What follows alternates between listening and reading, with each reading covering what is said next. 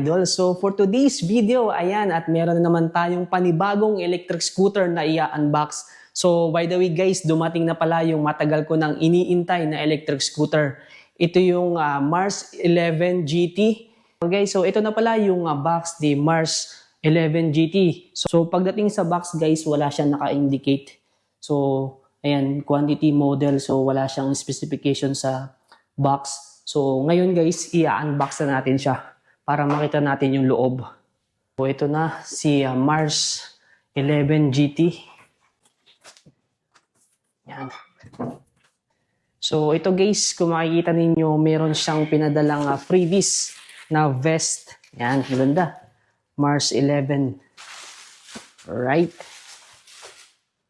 So ito pala yung design niya guys is camouflage. So ito yung order sa atin ng ating kaibigan. Yan. So camouflage yung design niya.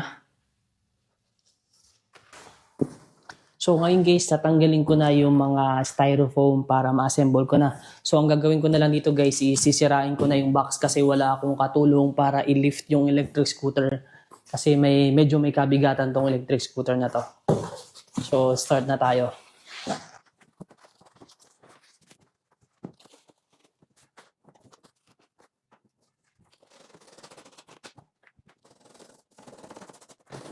So, yan guys, yan yung itsura ni Mars GT11. So, yan.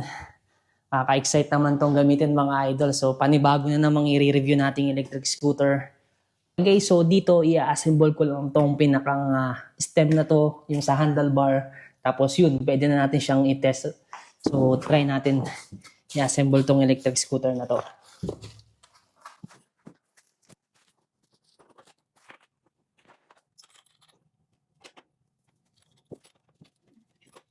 Alright, ayan, madali lang siyang i-assemble guys. Actually, kailangan nyo lang higpitan to dito at saka dito sa pinakang stem. And then, yun na. Ready to use na yung ating electric scooter. Dito pala guys, meron din siyang kasamang charger. So, ito yung charger na bubuksan natin. So, ito yung kasama niyang manual ng electric scooter. And then, ito yung kasama niyang charger. So, G-Space. Ayan, so battery charger is 50 to 60 Hz. Output is 84 volts, 6 ampere. So maganda at fast charger yung pinadala sa atin ng ating supplier. Dito pala guys, meron din siyang kasamang tool wrench. So ito yung kasama niya. So which is ito din yung mga normal na tools na nakikita ko sa ibang electric scooter na freebies nila. Kagaya nga nung sabi ko kanina, meron din silang pinadala sa atin na free na vest, so which is reflective vest. So maganda to sa gabi. Just to be fair lang din dun sa ating supplier. So pinadalhan din niya ako ng 12-inch tire. Pero hindi ko sure kung mag-fit siya dito sa Mars 11 GT or dun sa Mars 11 GTR. So itatry natin. Kung mag-fit siya, i-install ko to doon para panibagong reviews naman kung ano yung magiging itsura. So maraming salamat sa G-Space Company para sa mga freebies na pinadala ninyo. So worth it to and malaking tulong to para sa mga new riders. Ayan. Okay, so dito naman meron siyang kasamang pinakang screws para dito sa pinakang stem fold cover niya. So gagano lang. So ganun lang kadali pa lang i-assemble itong si Mars GT11. So i-share ko na sa inyo guys. So ito yung display niya guys is 3.5 inch and then NFC switch. So ito yung pinaka menu button. So dito pala guys, meron siyang eco or turbo and then single or dual. And then ito yung pinakang throttle niya, thumb type. So i-try natin siyang buhayin ngayon. So dito itatap lang natin yung NFC switch. And so pag nakita nyo siyang umilaw, so ito yung pinaka switch button niya. Yan, so makikita nyo G-Space and then kailangan nyo lang mag-enter ng password. So ito maganda, umiilaw din siya. So may written siya na G-Space and then yung sa Eco or Turbo meron din siyang indicator lights. So hindi kayo malilito kapag naka-on or off siya. So ito yung pinakang display niya guys. So maganda rin siyang tingnan. Ayan, 3.5 inch yung size nito. So, check naman natin yung mga ilaw. So, ito yung lights ng side deck. So, maganda. Meron din siyang RGB lights. So, maganda yung visibility nito sa gabi. And then, i-try natin i-switch on dito sa pinakang switch button. So, yung headlight ito. Yan, laki. And then, dito sa left and right signal turn. Yan. So, ipakita ko sa inyo. Ayan, ang ganda ng pagkakaano niya sa likod. Pinaka-indicator ng lights. So, ayan, and then i-try natin siyang horn. So yun, ganun yung horn niya kalakas. So ito pala yung kanyang swing arm. So sa rear swing arm guys, meron din siyang camouflage na paint. And then ito yung pinakang suspension niya guys. So DNM coil suspension yung gamit nila. So sa pounds is 650 pounds yung gamit nilang suspension. And then sa motor hub naman guys, ito. So yung motor hub niya is 2000 watts, 72 volts. Ayan. So naka-indicate naman sa kanya 72B, 2000 watts. And then sa tire naman guys is CST na 11 inch punctured pre tire to. So ayan.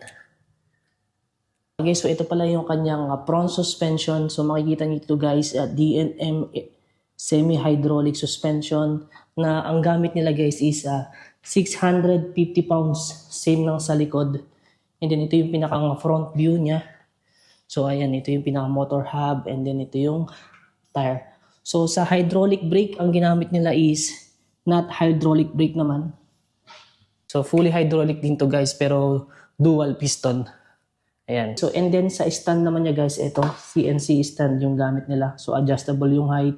Ayan. So and then sa lapad naman ng board guys, ipapakita ko sa inyo. Ayan. So ganito kalapad yung pinakang deck niya. Then nakasulat G Space Mars. Ayan. So rubber mat to guys.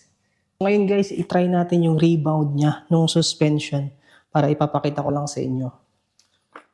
Ayan. So ito siya. Then kapag niyugyuan natin. So ganyan. So malambot yung pinakang suspension niya guys, especially sa likod. And then dito sa harap, nagre-rebound din siya. Dito guys, i-try natin siya sa top speed in freewheel. So yung battery voltage niya is 70.8 volts. And then battery percentage is 40% na lang. So gear 5, i-try natin. Ayan, so dito guys, ang maximum speed niya is nasa 70 miles per hour. So ngayon guys, ay binuksan ko yung deck para makita natin yung battery. So ipapakita ko sa inyo yung wirings at saka yung battery sa loob. So ito siya guys, sinalis ko na yung screws. Ayan. So dito guys, ito yung pinakang battery pack niya. So ito yung naka-indicate sa battery niya. So DMEG GC45E 72B 36AH. Pack model is 20S 8P. Ayan. And then ipapakita ko rin sa inyo guys yung wirings niya. So ito yung pinakang wirings niya sa loob. So malinis siyang tingnan kasi malawak yung deck, malaki yung space. And maganda yung mga connections niya. And then yung controller, ito. Meron siya ditong pinakang heatsink sa loob. So maganda yung pagkaka-organize yung kanyang deck. Yung mga wirings niya napaka-organize. So maganda siyang tingnan. So now let's talk about the basic specs of this electric scooter. So yung specs nito guys is 72 volts, 35 AH. And then yung controller niya is 55 ampere times 2. And sa top speed guys, based on manual is 105 kilometers per hour GPS. And then sa range naman guys is approximately around 110 kilometers. So yun guys is nakadepende pa rin sa rider's weight and then road condition and then sa speed which is 25 kilometers per hour. Display naman guys is TFT display 3.5 inch. And then sa motor hub naman is 2000 watts 11 inch. And then sa tire is CST tire. And then for the charger is 84 volts 6 ampere. And then the charging time is 6 hours.